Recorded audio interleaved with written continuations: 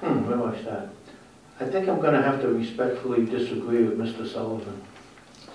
And the reason being, a chair of any committee runs the meeting. And if he feels that somebody speaking is out of order, he has the right to gavel him down and say, "You're done." We as a council that night overrode the authority of the chairman, and we voted to let the person speak. I personally think that was wrong. We should have brought it up in new business and discussed it, not undermine the authority of the chairman at that time, because he runs the meeting. He or she runs that meeting under the council rules, but he is in fact the one running that meeting, and if he feels something's inappropriate, then he has the chance to call it and stop it. I think we were out of order by undermining his authority that night. Are you all I'm set? done, thank you. Councilor Calhoun? I have to agree with Mr. Sullivan in the sense of this document here with these 4 items here, that our chair and some of us are new counselors and we have a learning curve.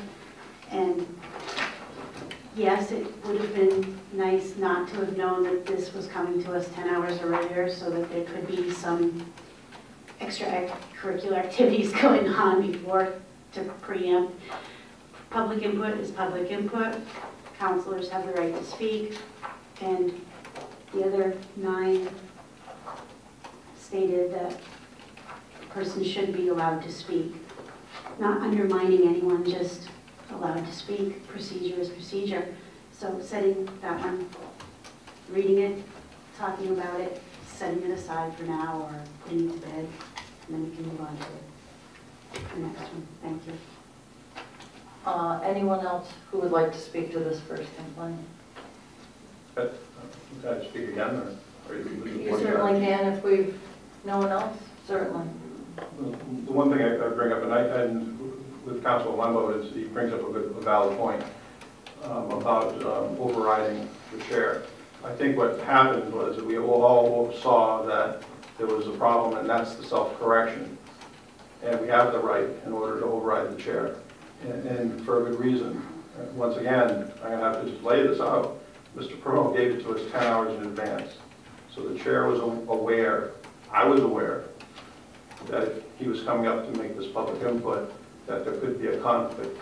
And 7.2 in the charter indicates about conflicts of interest. And, you know, I'm aware of it. If someone's going to come up, and I already know that they're going to speak about me, I'm going to recuse myself. I think we went through that the prior week to that with another citizen coming up, talking about recusals and such. So, once again, we all know the charter. You should know the charter, and being given 10 hours advance notice, you should know how to act when if you know that's coming forward. Anyone else? Madam Chair, I just want to restate, I don't have a problem with the council talking about it and overriding the chair, but at the appropriate time, not in the middle of what is going on. We undermined the authority of the chair when we did that. Thank you. Yes, Mr. Burdette. You know, this all comes down to when did Mr. Syrak the chair not giving Mr. Furrow an answer about where he got the information about the chief being on administrative leave. But Mr. Furrow, when he highlighted all his emails and stuff, he left a lot of things out. I have the original email that went out the morning after the chief. Councilor Woodbeck, if I could stop you, I think we will address that initial complaint eventually. I would ask that we wait, though. Okay. Okay. Let me back up then. Put that aside. I think Chairman Syrak, you know, acted in he thought was the best interest of trying to keep the public input to the issues at large that we had and the issues that the town council can hear and have power over. Maybe he overreacted, but as Jim said, people do make mistakes. And I think he was gracious enough after to see that and correct it. And I think it's just a moot point. It happened. It happened in the heat of the moment. People say things happen. And I think he apologized in a way that seemed fit. Madam Chair, could you, is it appropriate for you to read the second complaint at this, complaint letter at this point? Because in this, there is a action that in this complaint is seeking, where the other one is expressing is not seeking certain action. So I think this would be appropriate this time. I'll seek a final input from Councilor Downer. Just to conclude, before we move on to the second, I think ultimately, Councilor Levesque said it best. At the end of the day, the citizen was allowed to give his public input. And I think that's important for us to, we talk about memorializing and making sure things are reflected in the minutes. At the end of the day, he was allowed to give his public input. Thank you. Thank you. And if I could just add my 2 cents, I definitely want to thank our citizen for writing up his complaint so well and presenting it to us. And I do feel it's important that we do discuss all these complaints as they come in, as we've said before. The thing about this particular complaint, and I guess again what bothers me, is we were given that 10 hours, I guess. And I guess those of us who get our email every hour on the hour had advance warning, but there were some of us who did not have that advance warning, and we sat here. And my biggest concern that came out of it is it did seem like the possibility that there were discussions going on between counselors to try to push their agenda through, and that is my concern. Thank you. I will proceed to read the second complaint now. Please consider this as my second formal complaint regarding the recent and ongoing official actions of Hooksett Town Council Chairman William Syrak. In my opinion, and based on the factual documented observations in the public behavior of Mr. Syrak, the chairman has acted inappropriately for his appointed position as chairman, and for such behavior should be removed from his chairmanship. It is my complaint's intent to initiate an effectual discussion and final decision by the council based on the facts presented below. I will, for the record, point out that the facts are being read off of a sheet of paper. They are not coming from me as being stated as fact. At the 10/12/11 Town Council meeting, Mr. Syrak used his position as chairman to attempt to stifle my allowable public input remarks, contrary to council rules, which were critical of his proven actions. Only when I respectfully requested that the question be motioned for a council vote was I unanimously allowed to speak, even approved by the chairman's vote to we'll allow it. His actions against me were arbitrary, prejudicial, and malicious in my perspective. Number 2, at the 10/26/11 meeting, Mr. Syrak entered into the record a document that referred to me as behaving in a hostile and aggressive manner. Although those words were struck through, it is clearly legible within his submitted letter to the council. I take great exception to his characterization of my comments, that they are false in nature and are contrary to the acceptable council code of ethics standards.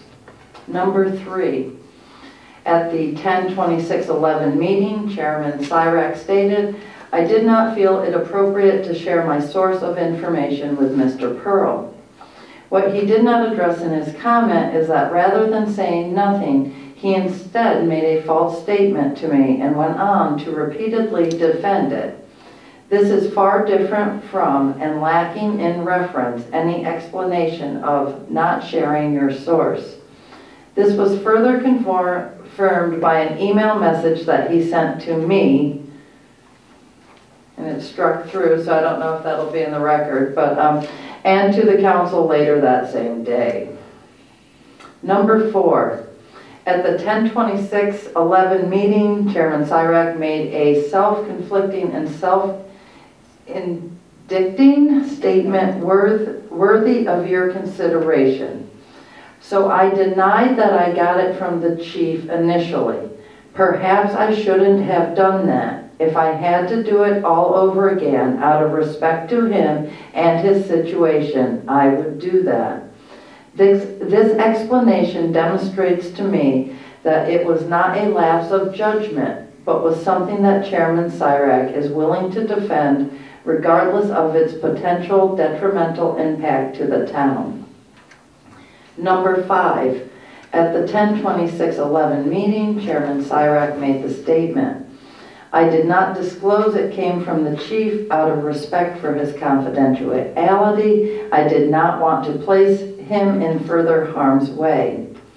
As town council chairman, Mr. Cyrack is inferring that another town board, the police commission, put the chief in harm's way with their actions with no factual basis of knowledge on his part to make that comment in the name of the town and against the police commission. I feel that these facts clearly and definitively indicate Mr. Cyrack's deficiencies in acting as council chairman, and that the town council must conduct a vote to consider removing Mr. William Cyrack as the council chairman. That was sincerely submitted by David Pearl of 79 Main Street. I'll again ask everybody to speak once and allow everybody to speak, and then we can move on. Councilor Kamal? I think there's two things that I take away from this document, and that is that at the time of the incident, I guess, I could use that to clarify, I'm not sure Mr. Cyrack knew his role, because I personally wasn't called by the media, and I wasn't addressed in any other way, but I did know that when a counselor did call me and ask me what I knew of it, I said this, I have nothing to say, I have no role in this, I'm only a counselor, I'm not a commission member. So I think I just want to be sure, I think I'd like to say that I don't think Bill knew his role there. Secondly, I don't think we should go on any further without having Bill possibly to clarify anything, if he'd like to say anything to defend himself or any of this document before we proceed further. It's my opinion. I would think those two things. Madam Chair, that may be a possibility, but if we refer to the minutes of October 26th, I think, combine the names, Mr. Cyrack addressed that and made a statement, which is, I think that may be, I can't assume, but I think that looked like that's the end of his statement. So I think he may have already addressed that, but that is going to be up to him to come back if he chooses. So I do think, out of respect for anybody that a complaint has been made against, that they should be allowed to defend themselves if they feel it is appropriate. At this time, though, I do think we should continue with council discussion based on what was just read.